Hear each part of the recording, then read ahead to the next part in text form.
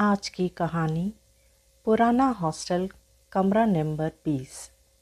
एक पहाड़ी शहर में स्थित था राजवीर कॉलेज हॉस्टल। पुरानी इमारत, लंबे अंधेरे कॉरिडोर और हर रात अजीब सी खामोशी। लेकिन इस हॉस्टल में सबसे ज़्यादा डरावनी जगह थी कमरा नंबर 20, क्योंकि वो कमरा पिछले 10 सालों से बंद था। कहते हैं कि एक छात्र विक्रम उस कमरे में रहता था, बहुत तेज़ दिमाग लेकिन अकेला। एक रात उसके कमरे में अजीब सी आवाज़ें आने लगी। अगली सुबह वो मरा पा गया। दरवाज़ा अंदर से बंद था। कोई चोट नहीं, कोई खून नहीं, बस उसके चेहरे पर डर जम गया था। उसके बाद से कमरा नंबर 20 हमेशा के लिए बंद कर दिया गया। लेकिन रात को उस कमरे से अभी भी आवाज़ें आती थी। सालों बाद एक नया छात्र आया। उसका नाम था नवीन।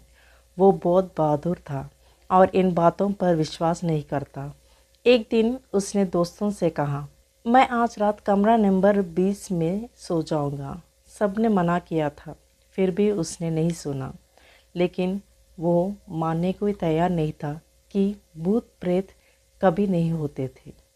रात के 11 बजे नवीन ने चुपके से कमरा नंबर 20 का ताला खोला। दरवाज़ा धीरे धीरे खुला और अंदर से ठंडी हवा आई।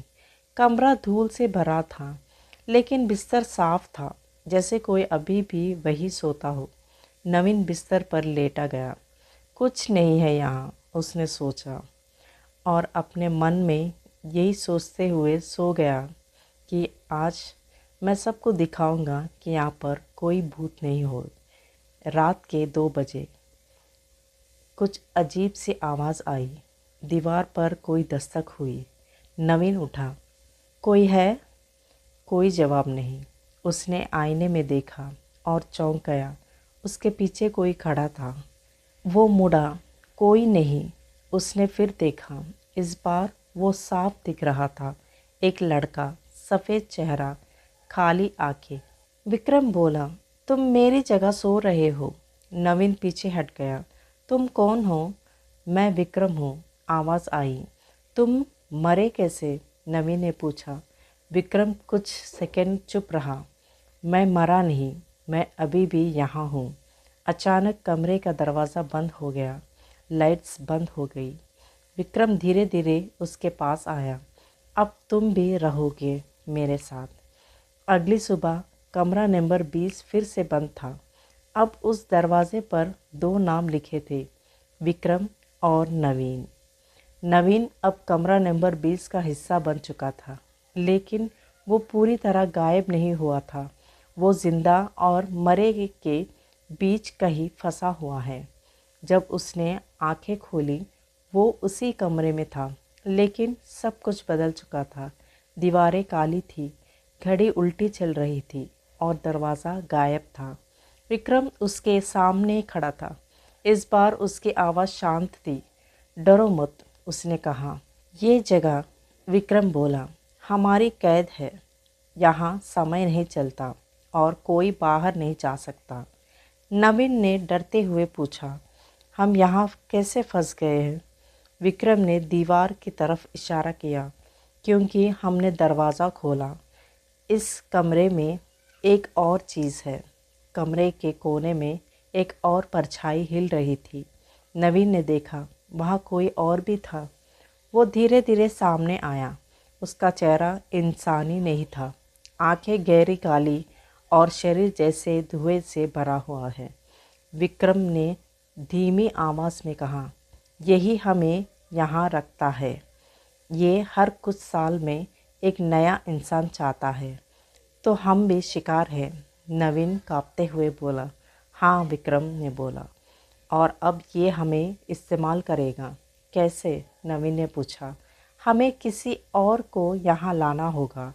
नहीं, मैं ऐसा नहीं कर सकता, नवीन चिल्लाया। अचानक उस तीसरे साये ने आवाज़ निकाली, या तो तुम या कोई और। कमरा हिलने लगा। दीवारों से खून जैसा तरल बहने लगा। नवीन समझ गया, उसके पास कोई रास्ता नहीं। अगले दिन हॉस्टल में एक नया छात्र आया। नाम अर्जुन।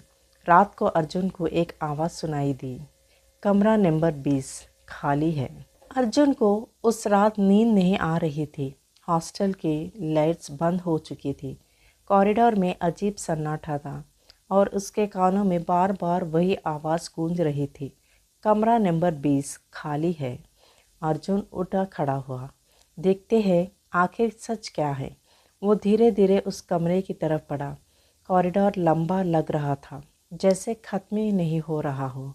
कमरा नंबर 20 के सामने पहुंचते ही उसने देखा दरवाज़ा पहले से ही खुला था।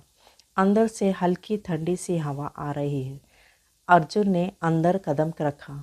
जैसे ही वो अंदर आया, दरवाज़ा अपने आप बंद हो गया। अंदर वो दुनिया अलग थी। दीवारें काली, छत टूटी हुई थी और हवा भरी।